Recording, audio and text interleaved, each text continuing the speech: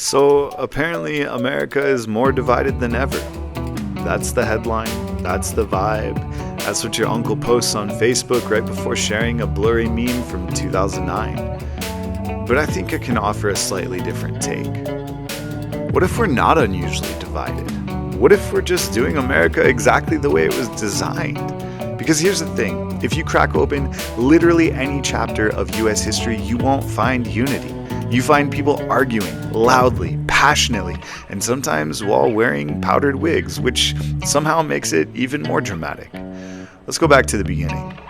The founding fathers, these guys couldn't agree on lunch, let alone a government. Alexander Hamilton wanted a strong central government, Thomas Jefferson wanted the states to have more power, and James Madison was basically in the middle like, can you guys chill for 5 minutes so we can finish this Constitution?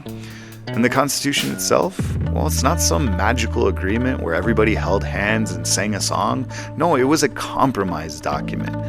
We argued so much that we just wrote something everyone could tolerate. That's the Constitution. Even the Bill of Rights exists because people didn't trust the government they had literally just created. That's not unity, that's side-eye with legal backing. Fast forward a bit, and now we've got political parties forming, which, fun fact, the founding fathers, especially George Washington, were not a fan of. They were like, political parties will divide the nation, and then immediately formed political parties. That's like saying, social media is toxic while tweeting it. And then there's the election of 1800, Thomas Jefferson versus John Adams. This wasn't a polite disagreement. This was political mudslinging at Olympic levels. Jefferson's side basically called Adams a power-hungry monarch wannabe. Adams' side called Jefferson a dangerous radical who was absolutely going to burn the country to the ground. And then, just to really take things up a notch, we get to the 1800s themselves. You know, that small disagreement we called the Civil War? If your argument is we've never been more divided than this, I would gently like to point out we literally split into two countries and started shooting at each other. That feels slightly more intense than arguing in comment sections. And yet, even after that, somehow the country held together. Messy? Yes. Complicated? Absolutely. Perfect? Not even close. But still standing.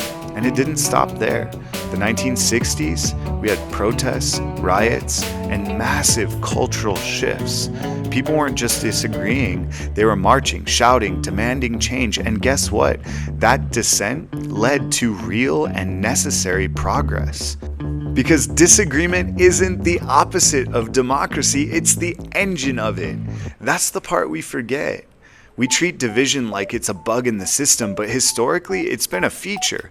America isn't united because everyone agrees. America exists because people are allowed to disagree and then argue about it endlessly and loudly, and yes, sometimes with questionable fashion choices.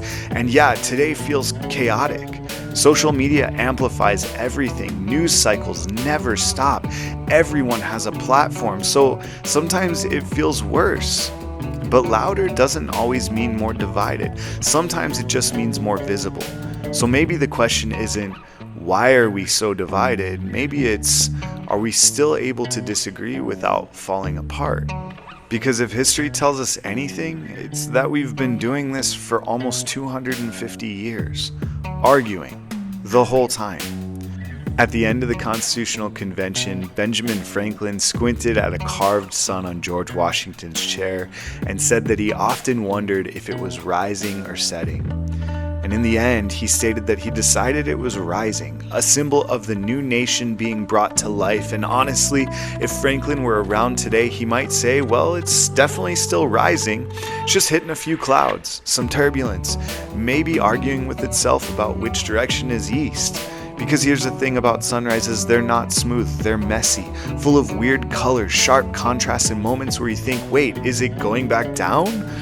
But then it keeps climbing anyway. So if America feels divided, maybe it's less like a sunset and more like one of those chaotic, dramatic, and yet beautiful sunrises.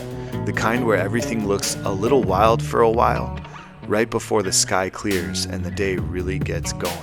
So congratulations, America. You're not broken. You're just being yourself.